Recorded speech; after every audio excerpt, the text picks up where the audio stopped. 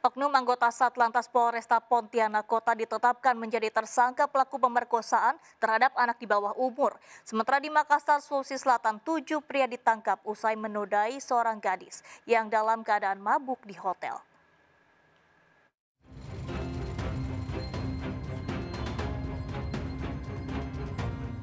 Kasus dugaan pemerkosaan oleh oknum anggota polisi di Pontianak, Kalimantan Barat terhadap seorang remaja memasuki babak baru. Oknum polisi Brigadir DY ditetapkan sebagai tersangka. Penetapan tersangka mengacu kepada hasil visum yang menunjukkan adanya tindakan persetubuhan antara keduanya. Selain itu, polisi juga mengumpulkan bukti di lapangan termasuk memeriksa sejumlah saksi.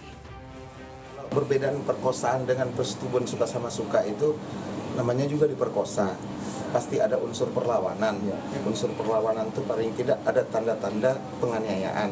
Nah, ini kita tidak fokus ke situ, tidak, karena korban ini melapor dan datang ke rumah sakit Bayangkara bahwasanya saya disetubuhin, katanya begitu kan. Kasus ini berawal saat korban tidak mampu membayar sanksi denda tilang sebesar Rp250.000. Pelaku kemudian membawa korban ke salah satu hotel di kawasan Pontianak Selatan. Korban dipaksa minum air putih sehingga tak sadarkan diri. Setelah itu pelaku melampiaskan nafsu bejatnya kepada korban. Sejak kasus ini dilaporkan, tersangka ditahan untuk diperiksa. Tersangka dikenakan pasal tentang perlindungan anak di bawah umur dengan ancaman kurungan di atas 5 tahun penjara.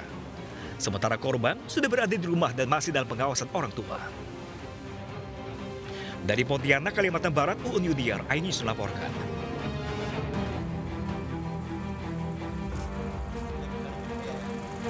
Satu persatu pemerkosa gadis di sebuah hotel di Jalan Todo Puli Raya 3, Panakukang, Kota Makassar ditangkap personil Resmo Polsek Panakukang.